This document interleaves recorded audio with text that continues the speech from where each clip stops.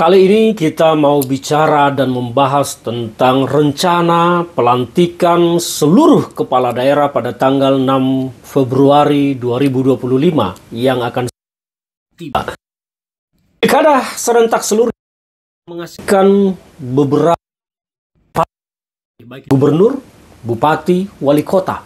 Dan rencananya tanggal 6 Februari 2025 nanti akan segera dilakukan serentak terhadap kepala-kepala daerah yang terpilih, kecuali yang pilkadanya masih bersengketa di Mahkamah Konstitusi.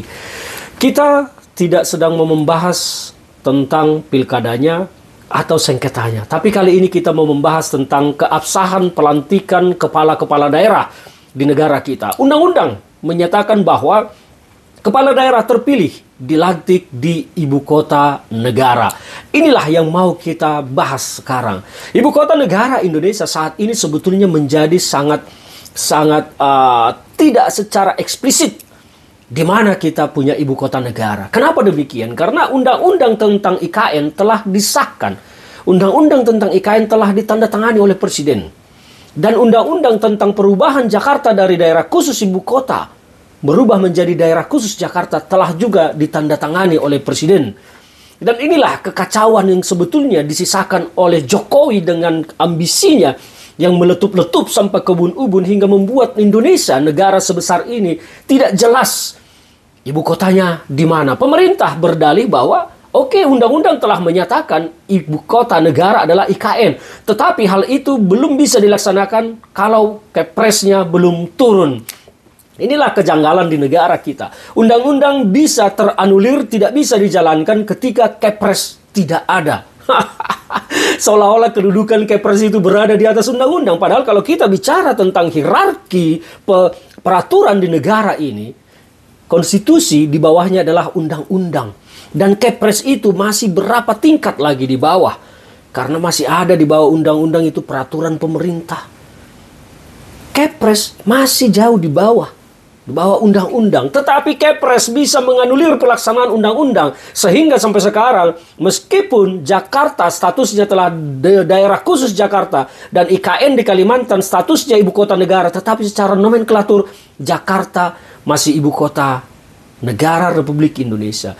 Pertanyaan saya, mengapa kita harus membuat seruat ini soal ibu kota negara saja?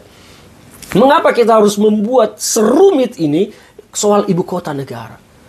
Mengapa kita tidak memastikan saja bahwa ibu kota negara Republik Indonesia adalah Jakarta sampai IKN selesai dengan cara tidak usah ditandatangan undang-undangnya? Dibiarkan saja undang-undang itu begitu. Toh sekarang ditandatangan juga undang-undangnya menganggur, tidak bisa dijalankan. Undang-undangnya sudah ditandatangan, sudah sah, tetapi tidak bisa dilaksanakan.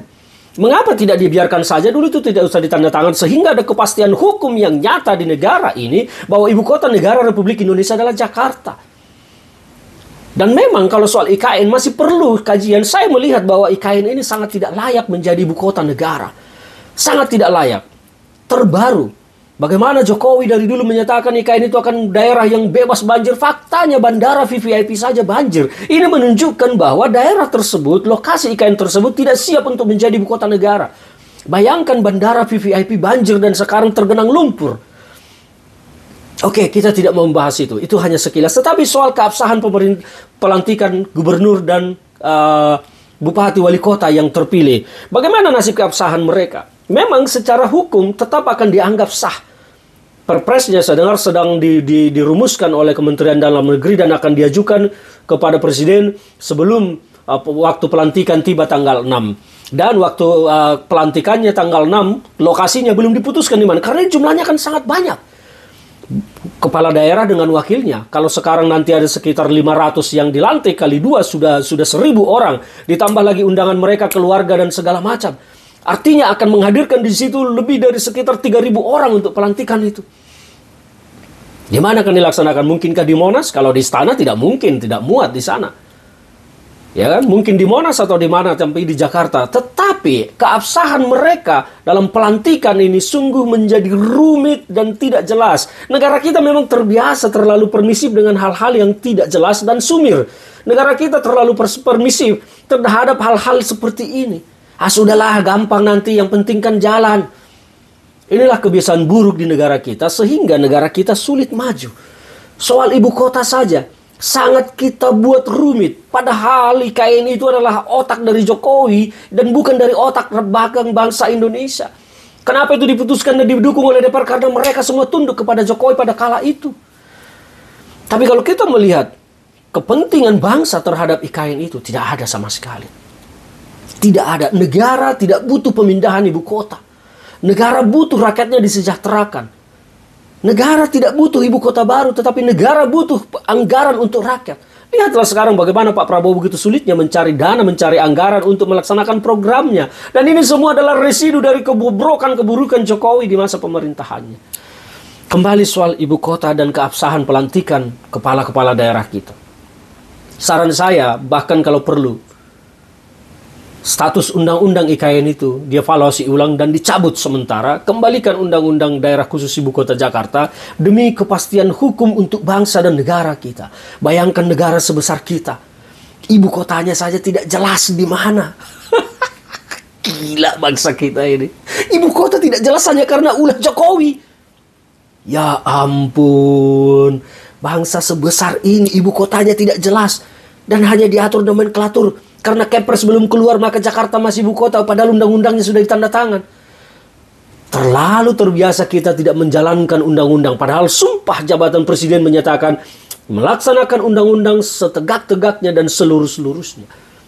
Bagaimana ini undang-undang IKN tidak dilaksanakan padahal sudah ditandatangan? Ayolah, saya mengajak DPR dan pemerintah untuk mengevaluasi ulang tentang status IKN di Kalimantan, batalkan undang-undangnya, robah dan kembalikan Jakarta sebagai ibu kota.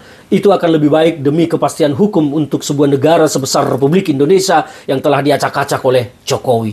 Salam dari saya, Ferdinand Huta Hayan.